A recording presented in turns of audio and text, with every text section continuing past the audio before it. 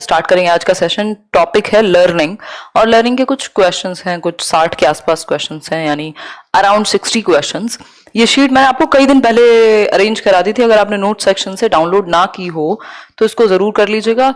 और मैं ऐसी उम्मीद करती हूँ, जैसा कि मैं आपसे कल के सेशन में भी कह रही थी, कि आपने इसको सॉल्व करने की कोशिश की होगी।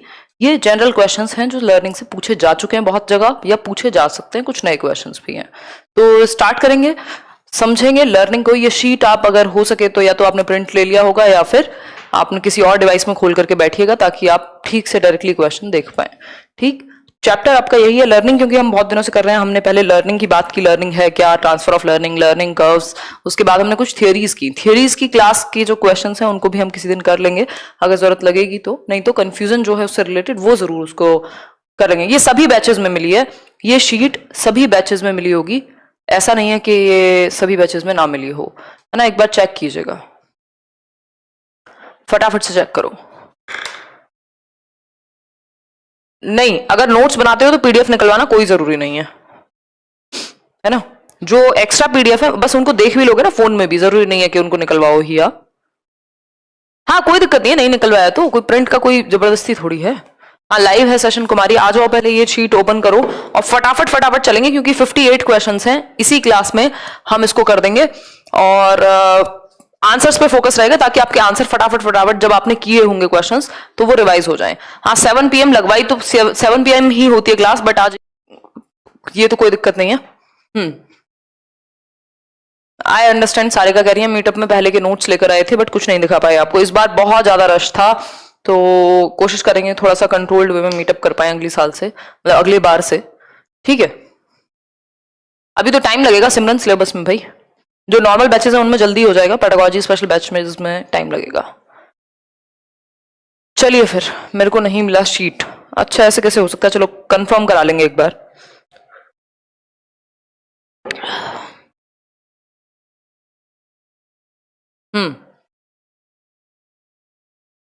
मीटअप का वीडियो भी डाल देंगे जल्दी ही।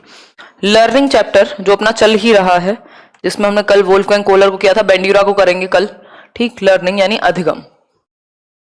क्वेश्चन पढ़ो एक बार, क्वेश्चन पढ़ने का टाइम मिलेगा कुछ 30 सेकंड के आसपास। मेरे को भी नहीं मिला। ठीक है कंचन, मैं एक बार बोल दूंगी, हो सकता है नॉर्मल बैचेस में शेयर ना किया हो। ठीक, नहीं मनदीप जस्ट अभी शुरू किया है, 15 मिनट के आसपास हम शुरू करते हैं, 10 से 15 मिनट लग जाते हैं शुरू करने में। A teacher normally assigns different tasks to the students, he she believes that. एक शिक्षक या एक शिक्षिका सामान्यतः विद्यार्थियों को अलग अलग कार्य देती है, यह विश्वास करती है कि, मतलब अलग अलग बच्चों को अलग अलग टास्क देती है। ऐसा नहीं है कि 30 बच्चे हैं क्लास में तो 30 के 30 को एक ही जैसा टास्क पकड़ा दिया कि ठीक है यही कर लो, सब एक ही एक्टिविटी करो, सब सिर्फ लिखेंगे तो सब लिखेंगे ही, है ना। हो सकता है किसी को लिखने का दिया हो, किसी को बोल के सुनाने का दिया हो, किसी को कोई एक्टिविटी करने का दिया हो, तो अलग अलग टास्क अलग अलग बच्चों को वो दे सकती हैं। 3-4 ऑप्शंस हैं आपके पास, जिनमें से 3 गलत होने हैं और 1 सही होगा। Students do not like assigning same work, ये कहना बिल्कुल गलत होगा। हम सीधे आंसर्स पे डिस्कशन करेंगे, नहीं तो ये 60 क्वेश्चंस नहीं हो पाएंगे। देखिए, अगर हम बात करें, इट प्रमोट्स कंपटीशन, ना तो कंपटीशन को प्रमोट कराने के लिए, ऐसा नहीं कि सारे बच्चों को सेम चीज पसंद हो, पॉसिबल नहीं है। जब हमें पता है इंडिविजुअल डिफरेंसेस होते हैं बच्चों में, ये चैप्टर अलग से होगा, यानी व्यक्तिगत विभिन्नताएं पाई जाती हैं बच्चों में, तो कोमल सिंपल बात हुई कि इसीलिए अलग अलग काम दे रहे हैं, क्योंकि डाइवर्सिटी है बच्चों में, क्या है, विभिन्नता पाई जाती है। कोई भी 2 लोग बिल्कुल पूरी तरह से सेम नहीं हो सकते। किसी बच्चे को सुनाने में इंटरेस्ट होगा, कोई अच्छा लिख पाएगा, कोई अच्छा बोल पाएगा, है ना, कोई एक्टिविटी ज्यादा अच्छी कर पाएगा। ठीक, कि एक दूसरे का कॉपी ना करें, ये उद्देश्य नहीं होता। ठीक है बात, कोई बात नहीं मनदीप, रिकॉर्डेड देख लीजिए अगर लाइव नहीं ले पाए हो पिछली क्लासेस। अब चलते हैं क्वेश्चन नंबर 2 पर। इसका आंसर था C. Which of the following is most important in the process of learning, यानी इनमें से कौन सी एक चीज सबसे ज्यादा महत्वपूर्ण है लर्निंग की प्रक्रिया में, लर्निंग की प्रोसेस में, सबसे ज्यादा सीखने की प्रक्रिया में सबसे महत्वपूर्ण बात कौन सी है। थोड़ा सा धीमे ही चलेंगे, बताओ एक बार। 4 ऑप्शन है सामने, पढ़ो और आंसर करो। 20 सेकेंड देंगे आपको।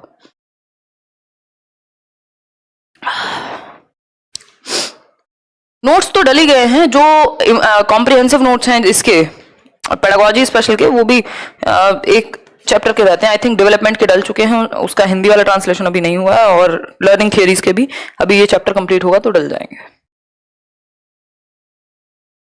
ठीक है बात, देखिए एक बार, हाँ क्वेश्चन शीट नहीं मिली है तो मिल जाएगी, वैसे मैंने डलवा दी है। भाई जो लर्निंग की प्रोसेस है उसमें सबसे इंपॉर्टेंट क्या है? हेरिडिटी इंपॉर्टेंट सबसे ज्यादा नहीं है, सबसे ज्यादा इंपॉर्टेंट है बच्चा किस तरह से सीखता है, बच्चे की सीखने की शैली, इस पे भी कभी चर्चा करेंगे। स्टाइल्स ऑफ लर्निंग, कैसे बच्चे अलग अलग तरीके से सीख सकते हैं। ये जितने भी लोग शिकायत कर रहे हैं उनको शीट नहीं मिली है, मैं एक बार टीम से फिर से कंफर्म कर लूंगी। उन लोगों ने तो मेरे को भेज दिया था कि डाल दिया है हमने, फिर भी मैं एक बार कंफर्म कर लूंगी। ठीक, स्टाइल ऑफ लर्निंग, बच्चों का परीक्षा परिणाम और ये सब नहीं, इकोनॉमिक स्टेटस नहीं। अगर इकोनॉमिक स्टेटस होता तो गरीब बच्चा तो कभी एक्सेल कर ही ना पाता, डॉक्टर एपीजे अब्दुल कलाम तो डॉक्टर एपीजे अब्दुल कलाम बन ही ना पाते, है ना।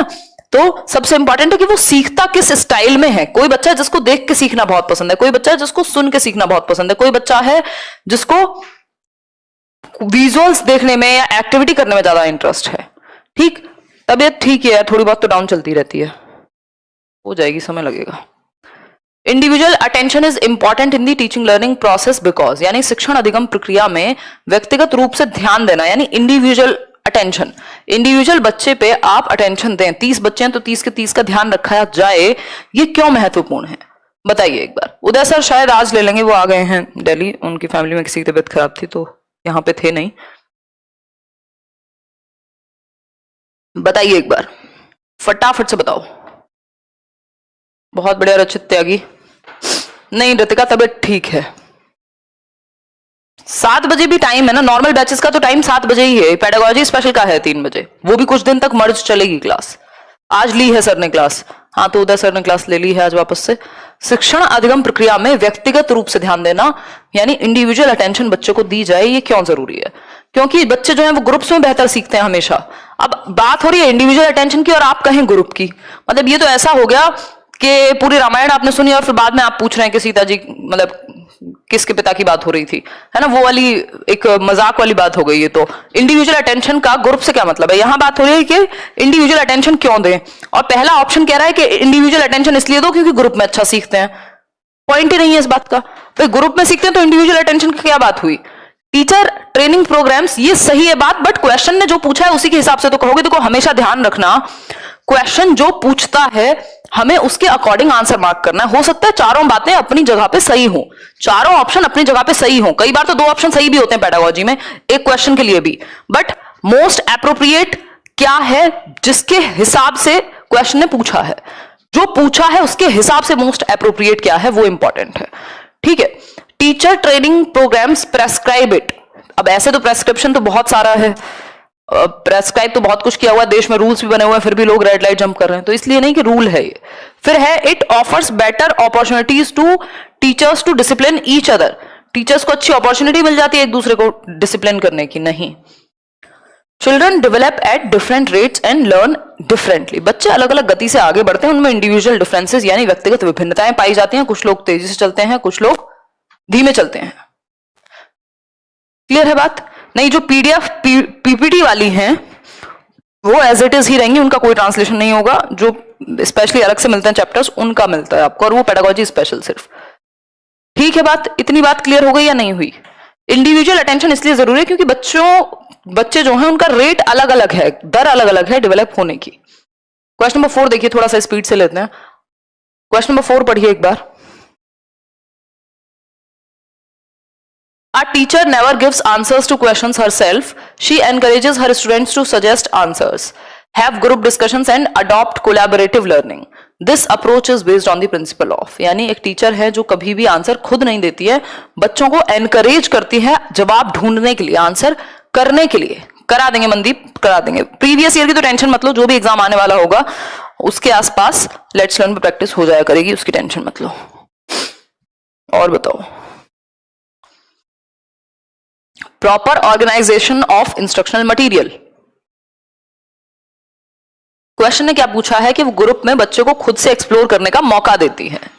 रेडीनेस टू लर्न नहीं, सेटिंग अ गुड एग्जाम्पल नहीं, एक्टिव पार्टिसिपेशन, बच्चा क्या है, सक्रिय फील करेगा, एक्टिव फील करेगा यदि उसको मौका मिलेगा खुद से आंसर ढूंढने का, बजाय कि जस्ट आंसर पढ़ लेने का। जैसे पहले आपने, नहीं 15 मिनट में शुरू हो गई थी विश्वजीत, पहले आपको ये शीट मिल गई, अब आपने खुद से सोचे होंगे ये आंसर्स, आपने कई लोगों ने लगाए होंगे, कई लोगों ने कुछ सर्च किया होगा टॉपिक जहां कंफ्यूजन होगी, किसी किताब से ढूंढा होगा, जो चैप्टर हमने किए हैं वो वीडियो देखा होगा, है ना।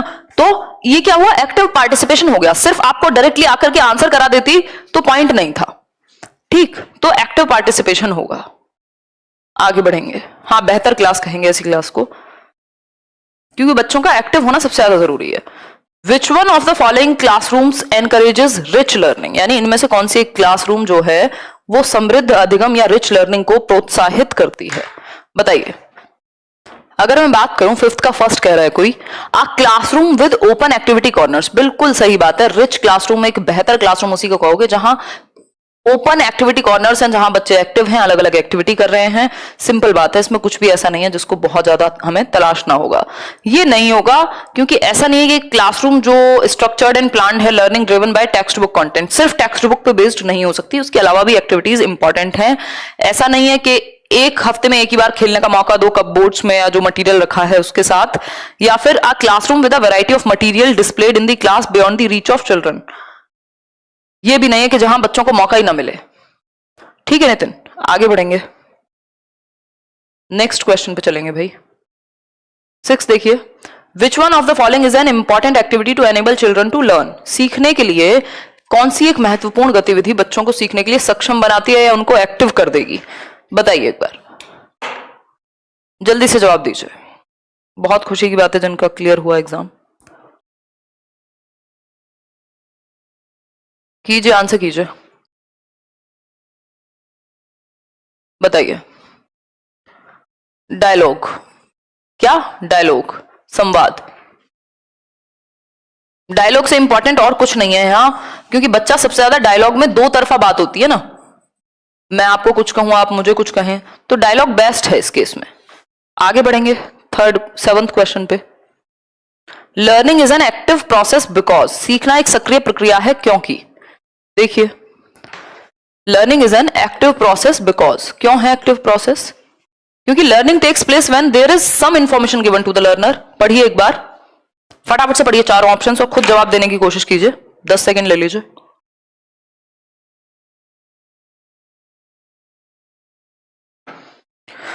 रिवॉर्ड्स बेटर हैं बट बेस्ट डायलॉग होगा यहां,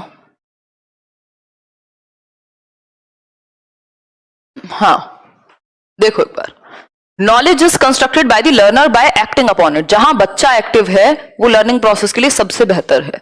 सिर्फ याद करना इंपॉर्टेंट नहीं है कि मेमोराइजेशन हो जाए या सिर्फ इंफॉर्मेशन बच्चे तक चली जाए, है ना। सिर्फ बायोलॉजिकल फैक्टर्स ही नहीं, लर्निंग में एनवायरमेंट भी इंपॉर्टेंट है, सिर्फ हेरिडिटी ही नहीं, ठीक। तो नेक्स्ट क्वेश्चन पे बढ़ेंगे, 8th क्वेश्चन देख लो।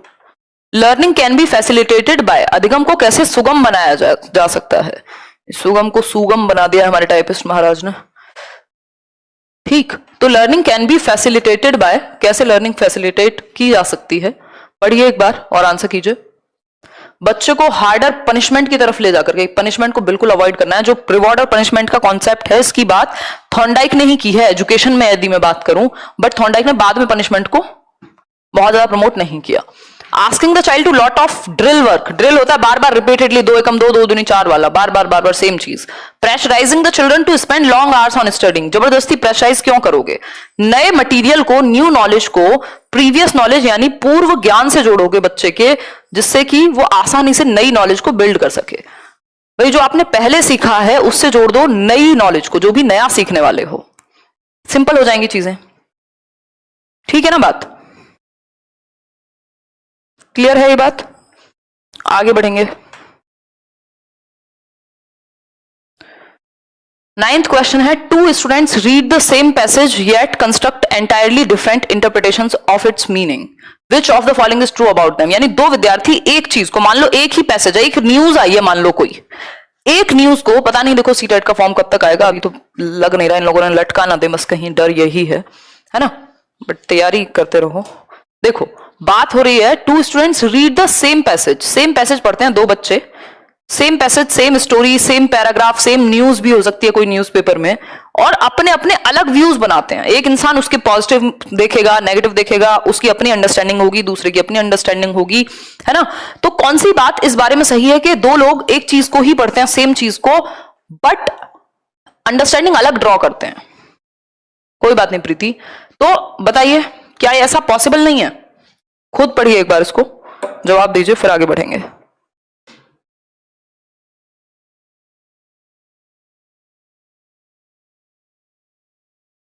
देखिए एक बार, सी ऑप्शन कह रहे हैं ज्यादातर लोग। It is possible because different factors affect learning in individuals in varied ways. सही बात है, और पढ़ लेते हैं। पॉसिबल नहीं है ऐसा तो नहीं है, पॉसिबल है क्योंकि टीचर ने एक्सप्लेन नहीं किया, ऐसा भी नहीं है। इट इज नॉट पॉसिबल गलत है, सिंपल सी ही ऑप्शन है कि संभव है, क्योंकि व्यक्ति के अधिगम को विविध कारण विभिन्न विधियों से प्रभावित करते हैं। अलग अलग लोग हैं, अलग अलग सोच, अलग अलग उनका इंटरप्रिटेशन हो सकता है, इसमें कोई बहुत बड़ी बात नहीं है। ठीक है, एक गाने को सुन के भी दो लोग अलग अलग तरीके से मतलब निकाल सकते हैं, पॉसिबल है।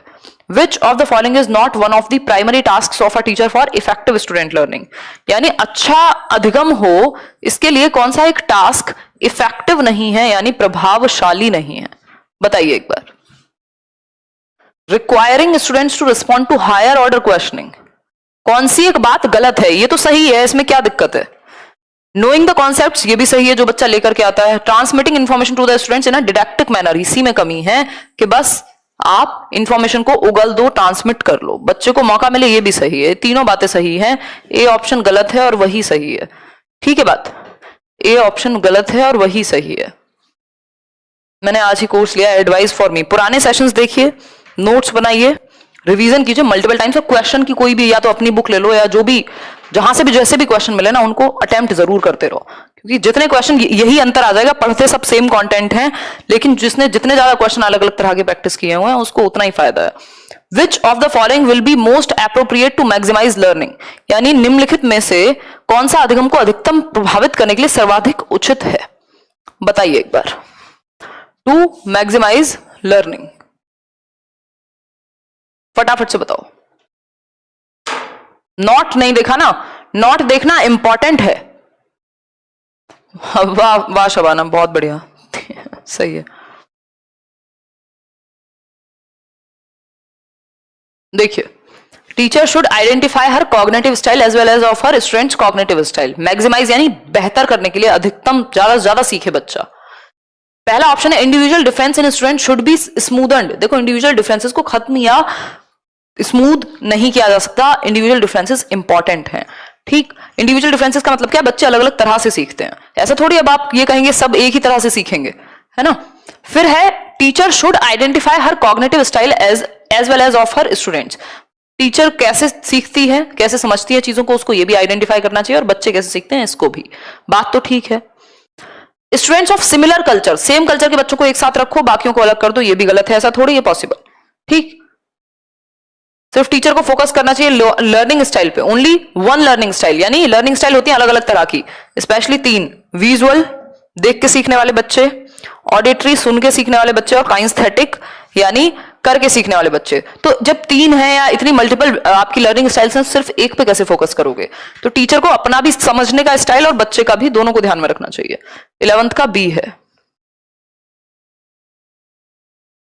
Learners can not learn unless, शिक्षार्थी तब तक नहीं सीख सकते जब तक, देखिए कब तक नहीं सीख सकते शिक्षार्थी, फटाफट से पता कीजिए। Learners can not learn unless, बताइए एक बार। Can not learn unless,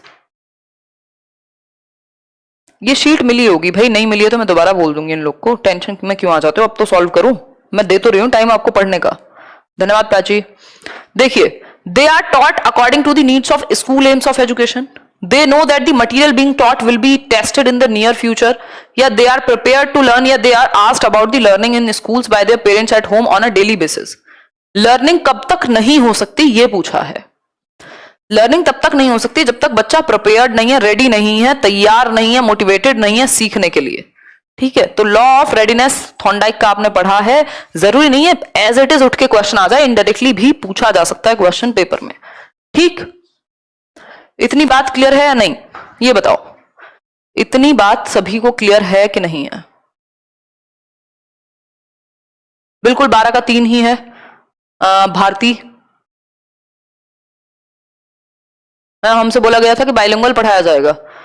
Anjali, आप क्या डेमो देख करके नहीं आए थे? हैं? बाइलिंगुअल का मतलब ये नहीं होता कि एक एक शब्द हिंदी और इंग्लिश दोनों में बोला जाएगा, है ना। जब भी आप अगर मेरे सेशन में आए, बाकियों का छोड़ देते हैं, तो आपने जरूर क्लास देखी होगी कि मैं कैसे डिस्कशन कर रही थी, तो ऑब्वियस है कि वैसे ही डिस्कशन होगा आगे, है ना।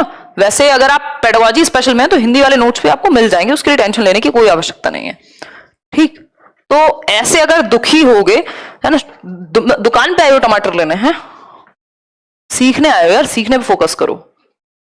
और सभी टीचर बनोगे तो इतना तो एटलीस्ट समझ तो सको, छोटे छोटे शब्दों को लेकर रहोगे। वे सीखने के लिए तैयार न हो, यानी they are prepared to learn.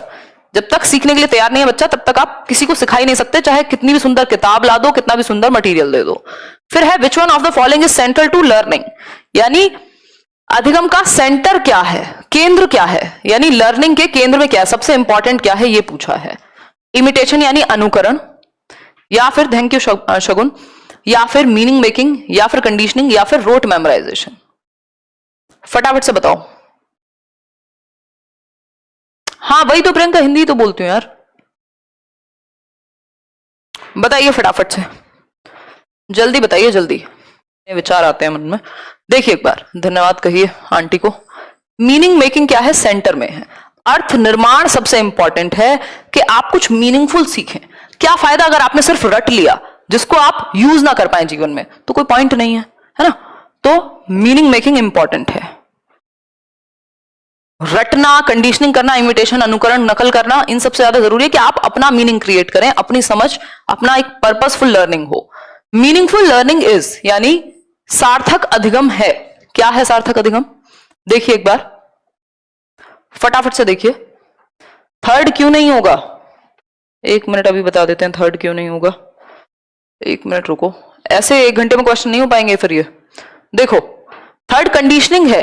Conditioning central नहीं है, मेन चीज नहीं है। कंडीशनिंग से सीखने को बहुत अच्छा नहीं माना जा रहा। आदत डलवा दी बहुत अच्छी बात है, बट कंडीशनिंग एक तरीका है, इमिटेशन एक तरीका है सीखने का। इंपॉर्टेंट सबसे ज्यादा मीनिंग मेकिंग है कि बच्चों को अर्थ समझ में आए, वो अपनी जीवन से जोड़ पाए। कंडीशनिंग में जीवन से जोड़ने जैसा कुछ नहीं है, बस आदत पे फोकस है, हैबिट फॉर्मेशन पे फोकस है।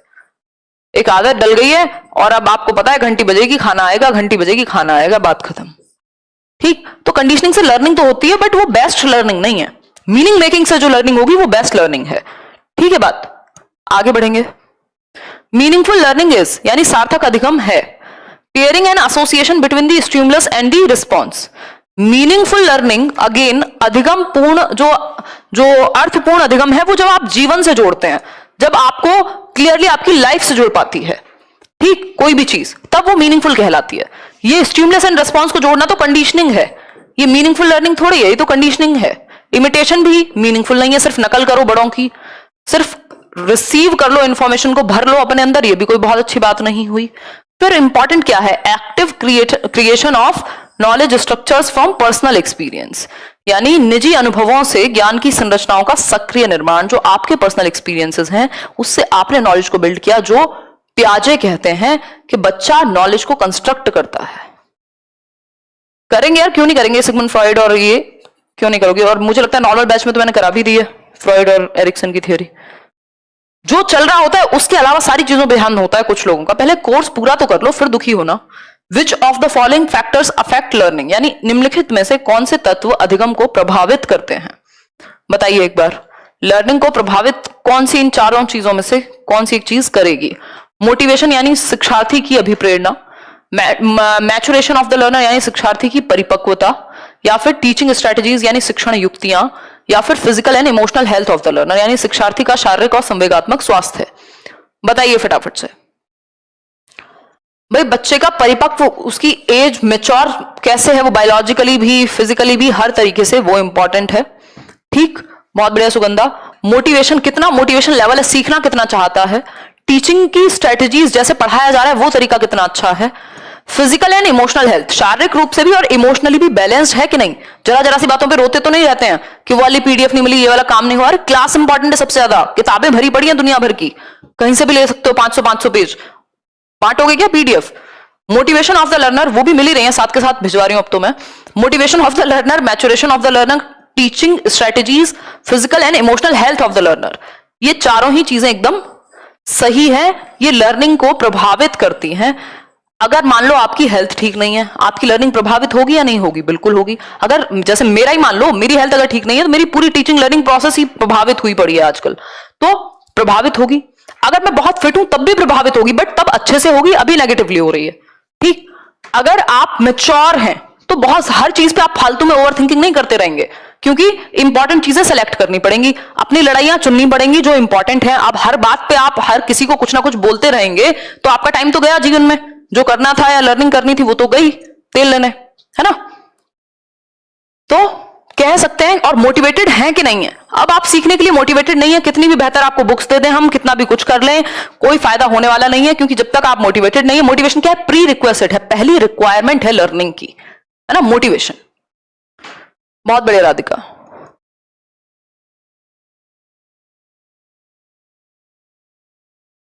आगे बढ़ते हैं। Which of the following is a teacher related factor affecting learning? यानी अधिगम को प्रभावित करने वाले निम्नलिखित कारकों में से कौन सा शिक्षक से संबंधित है? टीचर से। टीचर रिलेटेड कौन सा एक तत्व है जो लर्निंग को प्रभावित कर सकता है? बताइए प्रीति। प्रीत नाम है आपका। प्रॉपर सीटिंग अरेंजमेंट, बैठने की उचित व्यवस्था, availability of teaching learning resources यानी शिक्षण अधिगम संसाधनों की उपलब्धता, या फिर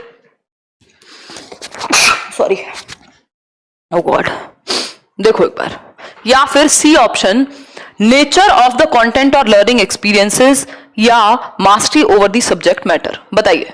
सी फॉर सीडीपी क्वीन, बहुत बढ़िया Komal. Nature of the content और लर्निंग एक्सपीरियंसेस नहीं, ये टीचर से रिलेटेड नहीं है। कंटेंट का नेचर क्या है? अब ये टॉपिक मैंने थोड़ी बनाया है, प्याजे की जो थ्योरी है वो कंटेंट मैंने थोड़ी बनाया है, लेकिन मेरा इस पे मास्टरी कितनी है, मैं इसको समझा पाऊंगी या नहीं समझा पाऊंगी, है। ये क्वेश्चंस जो आपके पेपर में आएंगे वो हेल्प कर पाएगा आपकी क्लास या नहीं कर पाएगी, वो है मास्टरी। पकड़ कितनी है उस टॉपिक पे, उस सब्जेक्ट मैटर पर टीचर की, वो इंपॉर्टेंट है। तो 16th का हो गया डी ऑप्शन। आगे बढ़ेंगे। 17th देखिए, a teacher always helps her learners. बाकी फैक्टर टीचर रिलेटेड नहीं थे उसमें, सिर्फ डी ऑप्शन ही था जो टीचर रिलेटेड था। देखिए एक बार ये क्वेश्चन पढ़िए 17th। A teacher always helps her learners link the knowledge they have derived in one subject area with the knowledge from other subject areas. This helps to promote. यानी एक शिक्षिका अपने शिक्षार्थियों की सदैव इस रूप में सहायता करती है कि वे एक विषय क्षेत्र से प्राप्त ज्ञान को दूसरे विषय क्षेत्र में अप्लाई कर पाए। यानी एक सब्जेक्ट की जो नॉलेज है वो दूसरे विषय में भी, जैसे आप एक सब्जेक्ट की पेडागोजी जब पढ़ते हैं तो आप, अगर मेरे साथ आपने सीडीपी पढ़ी होगी सीटेट देते वक्त, तो आपको वो दूसरे सब्जेक्ट में 100% काम आई होगी। ठीक, तो जो एक टीचर है वो ऐसे डिस्कशन करता है कि एक सब्जेक्ट की नॉलेज दूसरे सब्जेक्ट में काम आ सके। ये इंडिविजुअल डिफरेंसेस है। This helps to promote. किस चीज को प्रमोट करने में ये चीज हेल्प करेगी? बताइए। इंडिविजुअल डिफरेंसेस को, लर्नर ऑटोनॉमी को, रीइंफोर्समेंट को, या को relation and transfer of knowledge. तो ये ट्रांसफर ऑफ नॉलेज हमने टॉपिक पढ़ा है जो थॉर्नडाइक ने दिया है, जिसको पॉजिटिव, नेगेटिव, बाइलेटरल, वर्टिकल, ये सारे ट्रांसफर ऑफ लर्निंग हमने पढ़े थे। तो डी ऑप्शन इसका ठीक है किरण, डी ऑप्शन सही है। रीइंफोर्समेंट कैसे हो गया भाई? ट्रांसफर ऑफ नॉलेज, ज्ञान के सह संबंध एवं अंतरण, ज्ञान का अंतरण। यदि एक सिचुएशन में सीखी गई नॉलेज दूसरी सिचुएशन में हेल्प करे तो इसको transfer of learning, positive transfer कहेंगे। जीरो करे तो जीरो, नेगेटिवली करे तो नेगेटिव। ठीक है, भूल गए हो क्या? कैसी कैसी बातें भूल जाते हो? ये अभी तो 4 दिन पहले तो की होगी थ्योरी। वेरी गुड प्राची, ध्यान रखो भाई अपना, है ना। मेरे बच्चे साथ में क्लास लेते हैं, विपिन जी कह रहे हैं, बहुत बढ़िया जी। देखिए, correlation and transfer of knowledge. मेरी कोशिश रहती है कि शब्दों का ख्याल रखा जाए, क्योंकि कई लोग जब बच्चे देखते हैं तो स्पेशली इंपॉर्टेंट हो जाता है। चलिए, डी ऑप्शन हो गया। ट्रांसफर ऑफ लर्निंग, एक सिचुएशन में सीखा गया ज्ञान दूसरे सिचुएशन में मदद करे। When previous learning makes no difference at all to the learning in a new situation, ये भी ट्रांसफर ऑफ लर्निंग से ही संबंधित है।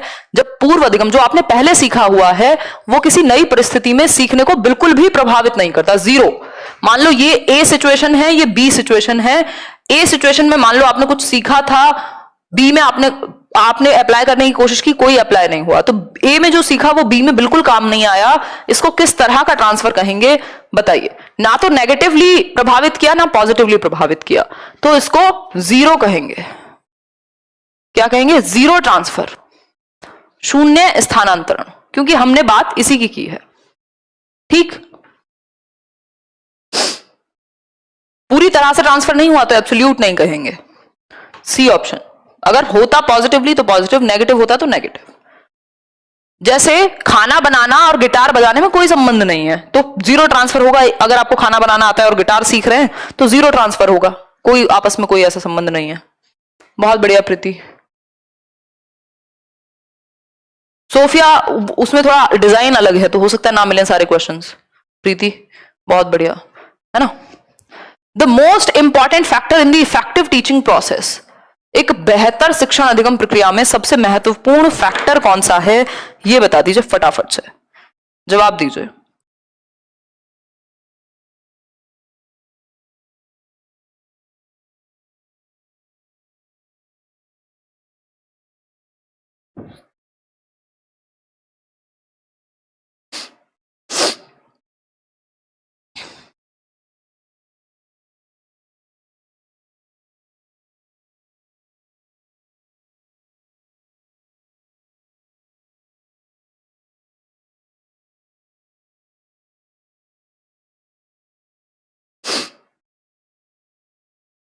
देखिए एक बार,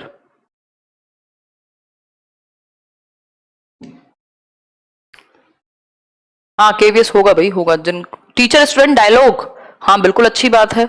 mastery over the content by the teacher, बच्चे तक भी तो होना जरूरी है ना।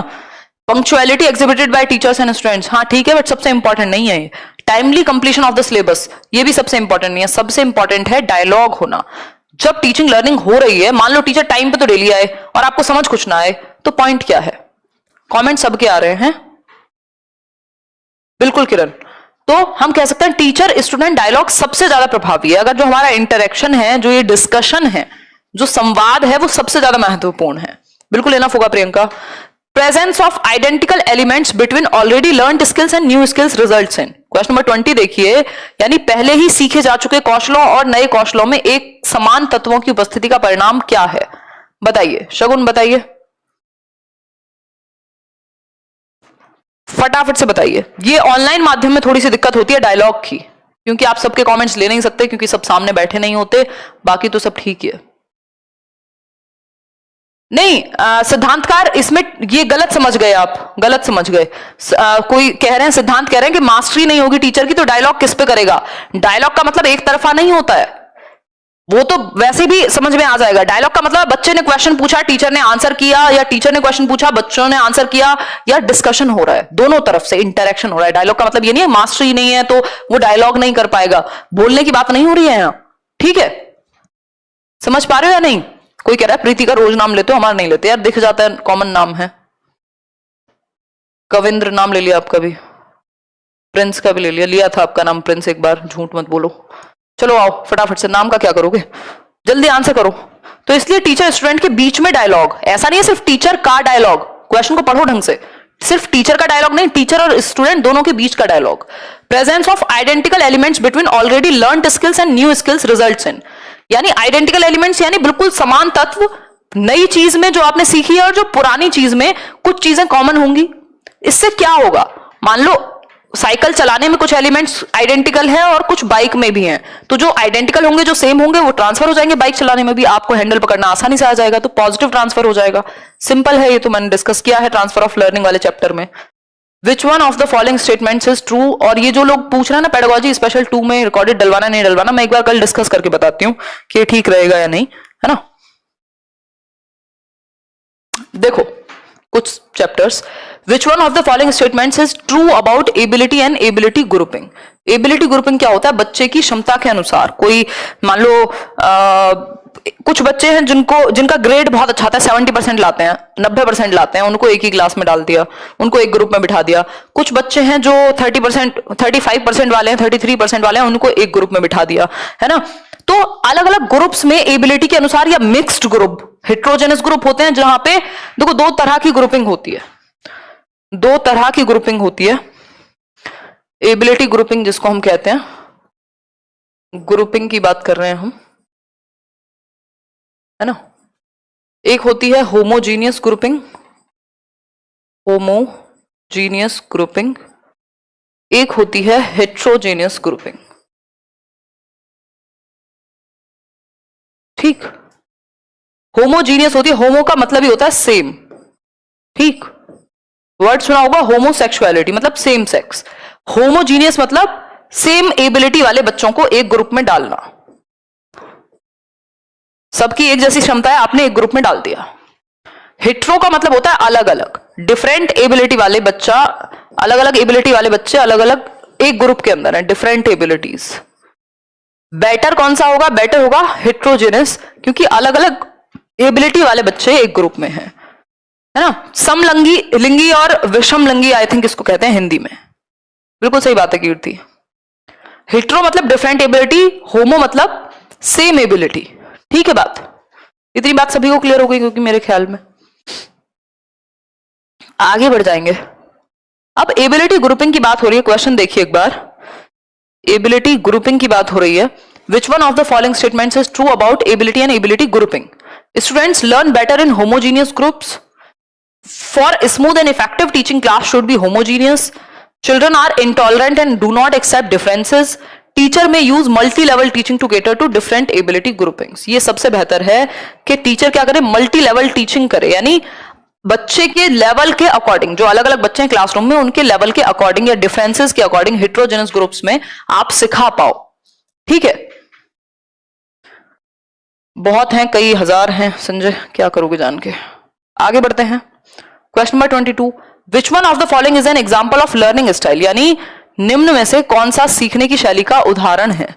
बताइए एक बार, निम्न में से कौन सा सीखने की शैली का उदाहरण है? देखिए एक बार, which of the following is an example of learning style, यानी सीखने की शैली का उदाहरण। विजुअल, एक्चुअल, फैक्चुअल या टेक्चुअल? अभी आपको मैंने बताया था तीन सबसे इंपॉर्टेंट हैं, विजुअल यानी देख के सीखने वाले, 60% से भी ज्यादा लोग इसी में आते हैं, आई थिंक 65% के अराउंड। फिर आ जाते हैं ऑडिटरी लर्नर्स, ऑडिटरी लर्नर्स जिसमें कुछ आपका 30% के करीब लोग हैं, और फिर है आपका काइनेस्थेटिक यानी जो एक्टिविटी करके जिनको समझ में आता है, वो आते हैं कुछ 5% में, है ना। तो सबसे ज्यादा लोग देख के सीखते हैं कि उनको कुछ चित्र दिखा दो, पिक्चर दिखा दो, फटाफट से सीख जाएंगे, ठीक। तो एक्चुअल, फैक्चुअल, टेक्चुअल कुछ नहीं होता, विजुअल होगा जिसमें देख करके सीखना, चाक्षुष, बाकी गलत है। तो स्टाइल्स ऑफ लर्निंग है, स्टाइल्स ऑफ लर्निंग है, बाकी सारे ऑप्शन बेवजह हैं, सीखने की शैलियां हैं, मैंने आपको डिस्कस कर दिया। कुछ चीजें ऐसी होंगी जो क्वेश्चन से ही निकल के आती हैं, उनका अलग से कोई सिलेबस में स्थान नहीं होता, तो इसलिए क्वेश्चन इंपॉर्टेंट है। Which one of the following is a factor affecting learning positively? कौन सी एक चीज लर्निंग को, देखो अफेक्ट का मतलब है प्रभावित करना, पॉजिटिवली भी कर सकता है, नेगेटिवली भी कर सकता है। तो लर्निंग को पॉजिटिवली प्रभावित करने वाला कौन सा एक फैक्टर चार ऑप्शंस में से हो सकता है? फियर ऑफ फेलियर यानी अनुत्तीर्ण हो जाने का भय, ये पॉजिटिवली नहीं, ये नेगेटिवली, आपके अंदर डर बैठ जाएगा, आपकी तैयारी अच्छी भी होगी तब भी अटेम्प्ट अच्छे से नहीं कर पाएंगे, तो ये तो नेगेटिवली अफेक्ट करेगा। कंपटीशन विद पीयर्स, इससे गंदी कोई चीज नहीं है, कई लोग इसको अपने फायदे के लिए इस्तेमाल करते हैं, जबरदस्ती कंपटीशन करते हैं। जैसे मैं देख रही थी आजकल कुछ वीडियोस बना दी किसी ने ऐसे ही एवं ही उठा करके, मैं किसी के बारे में बात करती नहीं हूं, स्पेशली किसी इंडिविजुअल को तो टारगेट करने का मेरा काम ही नहीं है, क्योंकि जो मैं कर रही हूँ वो बहुत अच्छा रिस्पॉन्स उस चीज का आता है और मुझे कभी इस चीज की जरूरत नहीं पड़ी कि आपको किसी को नीचा दिखा करके खुद आगे बढ़ना हो। बट फिर भी कुछ लोग टेढ़ी मेढ़ी वीडियो जबरदस्ती बनवाते हैं या बनाते हैं, जो भी करते हैं, और क्योंकि उनको पता है कि यार इसके बारे में बोलेंगे तो व्यूज आएंगे, तो क्या होगा जब व्यूज आएंगे, अब नया इंसान देखेगा तो हमारे चैनल पे भी आएगा, तो कुछ फायदा ही हो जाए इस बहाने, है ना। तो ये क्या है, ये वाहियात कंपटीशन है, कंपटीशन से गंदा मतलब बेवजह कंपटीशन करना लर्निंग का बहुत अच्छा तरीका नहीं है, ठीक है, चालाकी कह सकते हैं इसको, बट ये बहुत अच्छा तरीका नहीं माना जाएगा कि जबरदस्ती आप आपस में बच्चों को कॉम्पीट कराते रहो, है ना, कि कंपटीशन करते रहो। भाई आपका तरीका अलग है सीखने का, किसी और का तरीका अलग है सीखने का, ठीक है बात। मीनिंगफुल एसोसिएशन, ये सबसे बेहतर है कि भाई वो काम करो ना जिससे बेहतर आपस में दो चीजों को जोड़ दिया आपने, तो एक चैप्टर को दूसरे चैप्टर से जोड़ दिया तो आसानी से सीख जाओगे, ये मीनिंगफुल एसोसिएशन है, ये बेहतर तरीका है सीखने का, ठीक। कि फलाने सर फलाने वर्सेस हिमांशी सिंह, है ना, बिल्कुल सोफिया वो exactly he is doing the same thing, तो जबकि हिमांशु सिंह को कोई मतलब नहीं है कौन से सर और कौन से वे, लेकिन वीडियो बना दो 36, उससे क्या होगा, पॉपुलैरिटी मिलेगी उन सर को जिनको कोई नहीं देखता। तो ये गंदे तरीके हैं। तो ये हमें नेचर, आप जब आप एक टीचर होकर के ये करेंगे तो कल आप बच्चों के साथ भी यही करेंगे, क्योंकि ऐसा तो है नहीं आपकी पर्सनैलिटी बदल जाएगी, है ना। ये पीडीएफ मिल जाएगा, मुझे लग रहा है 60 क्वेश्चंस तो आज नहीं होंगे, बट मैं एक काम कर दूंगी, ये मार्क करा के आंसर्स या खुद करके, और आपको ये दोबारा से शेयर करा दूंगी ताकि सारे बैचेस में जा सके। हाँ, अवॉइड ही करना सबसे अच्छा तरीका है, क्या कर सकते हैं। बिल्कुल विकास। प्रेशर फ्रॉम पेरेंट्स, यानी माता पिता की ओर से दबाव, ये भी नेगेटिव है। सबसे इंपॉर्टेंट है जो आपने कल सीखा उसको आप एसोसिएट कर पाओ आज से, ठीक। हाँ, कह सकते हैं श्वेता, जो जमाना कहता है कि भाई लोग आपकी बुराइयां करना शुरू कर दें तो मान लीजिए कुछ अच्छा कर रहे हैं तो वही मान लेंगे। क्वेश्चन नंबर 24 देखिए, Suresh generally likes to study alone in a quiet room whereas Madan likes to study in a group with his friends. यानी इस तरह का क्वेश्चन कई बार आ चुका है, अलग अलग नाम बदल के आपको मिल जाएंगे कि सुरेश है जिसको अकेले पढ़ना पसंद है एक रूम बंद करके, जबकि मदन है जो ग्रुप में स्टडी करना पसंद करता है अपने 2-3 दोस्तों के साथ। तो दोनों के बीच में डिफरेंस किस चीज में है। अब एक बच्चे के माँ बाप है, मदन के माँ बाप कहें कि तुम तो ग्रुप में सीखो, और दूसरे को कहे नहीं तुम अकेले पढ़ो, तो बच्चा सीख ही नहीं पाएगा, क्योंकि एक है जो ग्रुप में सीखता है, एक है जो अकेले पढ़ के सीखता है। लर्निंग स्टाइल है दोनों का, तो लर्निंग स्टाइल्स में डिफरेंस है। ये लर्निंग स्टाइल में डिफरेंस है, अधिगम की शैली में डिफरेंस है, अलग अलग तरीके से अलग अलग लोग सीखते हैं, इस बात को हम मान सकते हैं, ठीक। भाई कोई ग्रुप में सीखेगा, कोई इंडिविजुअली ज्यादा बेहतर सीखेगा, कोई नहीं विकास, क्या कर सकते हैं। आप एक अच्छा काम करने निकलते हैं या बेहतर कर रहे होते हैं तो दिक्कत तो होती है कुछ लोगों को। क्वेश्चन नंबर 25 देखिए, teaching learners at varying levels of difficulty based on the ability of individual learner is known as. यानी लर्नर्स को अलग अलग लेवल पे, डिफिकल्टी के, आसान पे भी, फिर मुश्किल पे भी, फिर आसान पे भी, मतलब अलग अलग लेवल्स ऑफ डिफिकल्टी पे जब आप सिखाते हैं, रॉबिन बहुत बढ़िया, तो इसको क्या कहेंगे आप, सेलेक्टिव इंस्ट्रक्शन कहेंगे, प्रिसीजन कहेंगे, एररलेस इंस्ट्रक्शन कहेंगे, या डिफरेंशिएटेड इंस्ट्रक्शन कहेंगे। बिल्कुल प्रीति, बताइए फटाफट से बताइए। 25 अप्रैल को उत्तराखंड का एग्जाम है, कैसे पढ़ूं। सिलेबस निकालो, प्रीवियस ईयर निकालो, और जो चैप्टर्स कर चुके हैं उनको छांट छांट के करना शुरू कर दो, है ना।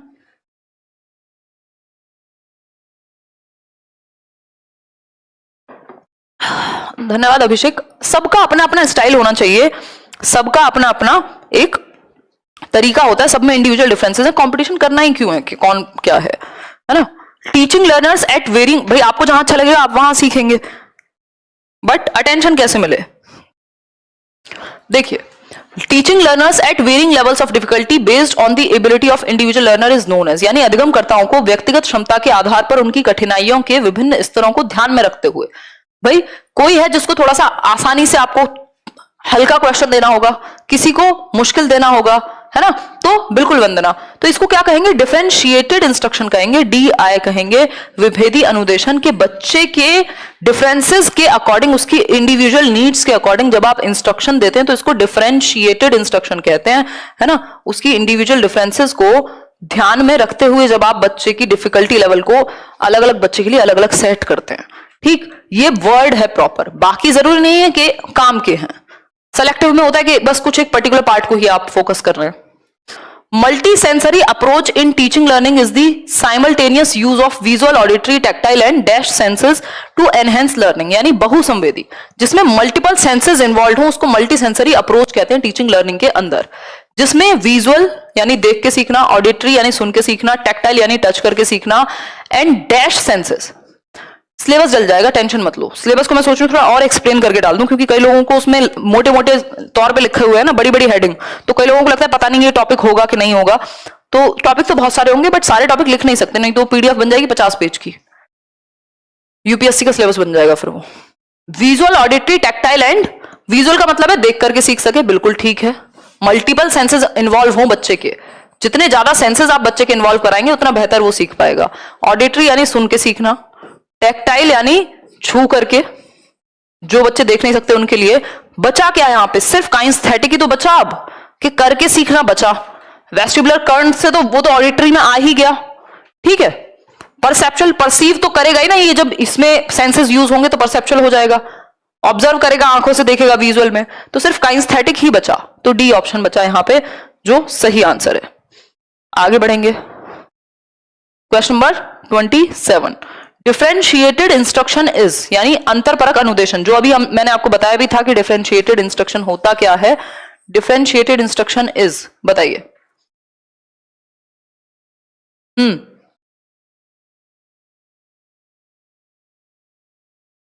फटाफट से बताइए अनु। नहीं, आपकी 10-15 मिनट की और क्लास बची है, छोड़ दीजिए, हिंदी की क्लास शुरू होने वाली है क्या? रुको अभी और 10 मिनट और क्वेश्चन कर लेते हैं, फिर बाकी के बचे हुए क्वेश्चंस मार्क करके पीडीएफ शेयर करा दूंगी।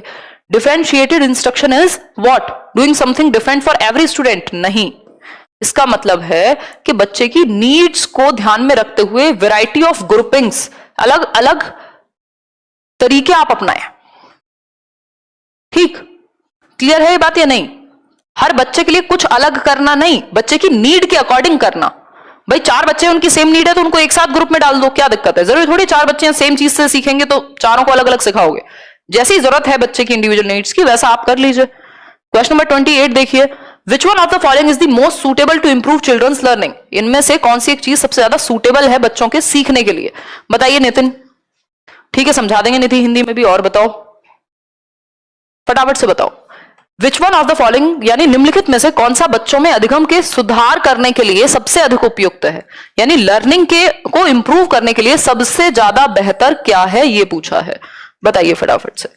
Teacher should explain the content using different examples and illustrations, यानी जो शिक्षक है उसको विभिन्न उदाहरणों का प्रयोग करना चाहिए, है ना, या फिर चित्रों का प्रयोग करना चाहिए, क्योंकि अलग अलग बच्चा अलग अलग तरीके से सीखेगा, तो सारी चीजों का प्रयोग अगर होगा तो अच्छी बात है, यूज अगर होगा तो अच्छी बात है। Thank you Deepika. बताइए फटाफट से। काइंस्थेटिक का मतलब होता है जो एक्टिविटी करके, जो बॉडीली कोई चीज, उनको कोई मॉडल बनवाओ कुछ जिसमें उनका शरीर इन्वॉल्व हो, काइंस्थेटिक वो है। ठीक, तो सबसे बेहतर तरीका बच्चे के लर्निंग में सुधार के लिए कि टीचर अलग अलग चीजों को अलग अलग तरीके से एक्सप्लेन करे, एग्जाम्पल दे, चित्र दिखाए अलग तरह के, या फिर all types of learning material should be there in the class. सब तरह का कैसे हो सकता है? भारत जैसे विकासशील देश में जहां अब तक बहुत सारे कंप्यूटर्स भी नहीं पहुंचे, सारे तरह के मटेरियल अवेलेबल नहीं हो सकते, जो मटेरियल अवेलेबल है उसमें बेस्ट करना है हमें। ठीक, should facilitate children to interact with each other on real life situations। देखो रियल लाइफ सिचुएशंस, जैसे ही आपने जितने ज्यादा बच्चे के सेंसेस इन्वॉल्व है उतना बेहतर लर्निंग है। एक्सप्लेन करने से सबसे बेहतर, एक्सप्लेन करने से ज्यादा बेहतर क्या है कि आपने बच्चों को मौका दिया एक दूसरे से जुड़ने का, रियल लाइफ में जो वो फील करते हैं, जो वास्तविक जीवन है उसमें वो कैसे इंटरेक्ट करेंगे, इस पे बात हो, वो रियल लाइफ एग्जांपल्स उसमें जुड़े, तो सबसे बेस्ट वो होगा। सिर्फ असेसमेंट से नहीं चलेगा, ये बेहतर था, इसमें कोई दिक्कत नहीं थी, लेकिन बेस्ट ऑप्शन ये है, तो हमें तो बेस्ट से नंबर मिलेगा ना, तो सी ऑप्शन सही हुआ बजाय कि ए के। आगे बढ़ेंगे क्वेश्चन नंबर 29 के। Learner should not be encourage to, यानी शिक्षार्थियों को डैश के लिए प्रोत्साहित नहीं करना चाहिए। बताइए किसके लिए प्रोत्साहित नहीं करना चाहिए शिक्षार्थियों को? पहला ऑप्शन है participate in as many as co curricular activities. ये तो अच्छी बात है कि जितनी ज्यादा वो पाठ्य सहगामी एक्टिविटीज में, बिल्कुल प्रियंका, इन्वॉल्व हो सके उतना अच्छा है। बहुत बढ़िया, नेहा कह रही है आज सारे सही हुए हैं। मेमोराइज ऑल द आंसर्स, रटना, रोट मेमोराइजेशन, सिर्फ याद रखना, ये बहुत अच्छी बात नहीं मानी जाती। Ask as many questions as possible inside and outside the class, तो इस चीज के लिए तो आप एनकरेज करोगे। Actively interact with other learners in group work, हाँ एक दूसरे के साथ इंटरेक्ट करें। क्वेश्चन अगर ध्यान से पढ़ा होगा तो इसमें लिखा है नॉट, कौन सी एक चीज नहीं करनी चाहिए, तो मेमोराइज ही नहीं कराना चाहिए, तो यही सही है, क्योंकि यही गलत है, और गलत ही पूछा है ना, नॉट पूछा है। नॉट मतलब क्या नहीं कराया जाना चाहिए, किस चीज को प्रोत्साहित ना करें, तो इस चीज को प्रोत्साहित ना करें कि मेमोराइज कर ले बच्चा सारे ही उत्तरों को। ये हिंदी में आई थिंक गलत लिख दिया इन्होंने, शिक्षक जो पूछ सकते हैं उन सभी प्रश्नों के उत्तर याद करना। हाँ सही है सही है, तो बी ऑप्शन कि सिर्फ याद कर ले, वो कोई बहुत बड़ा सॉल्यूशन नहीं मानेंगे कि याद करा दिया आपने, है ना। आगे बढ़ेंगे, क्वेश्चन नंबर 30 देखिए। When a child gets bored while doing a task, it is a sign that, जब बच्चा किसी काम को करते हुए ऊबने लग जाए, है ना, बोर हो जाए, तो ये किस चीज का साइन है, ये किस चीज का संकेत है? जब बच्चा करते हुए बोर हो गया, कोई एक सेम टास्क आपने तो नहीं दे दिया, ऐसा तो नहीं है। देखो एक बार क्वेश्चन को, फटाफट से चारों ऑप्शन पढ़ो और बताओ। अब तक तो दिमाग चलने लग गया होगा, हिंदी मीडियम बुक भी आ जाएगी यार, जल्दी आ जाएगी।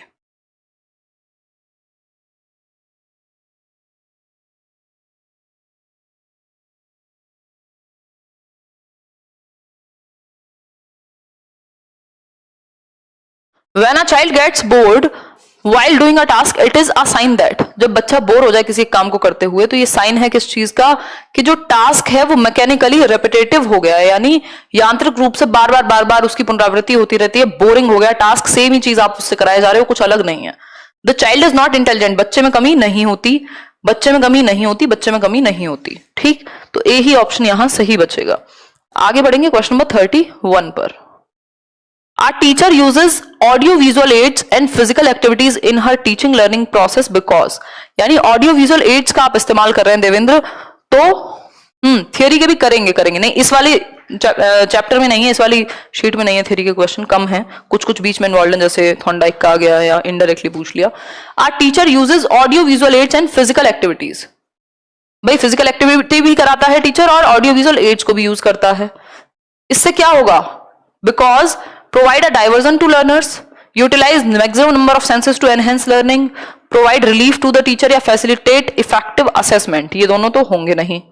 ठीक, हाँ होंगे कोमल, बैच में तो होंगे ऑब्वियसली, बताइए।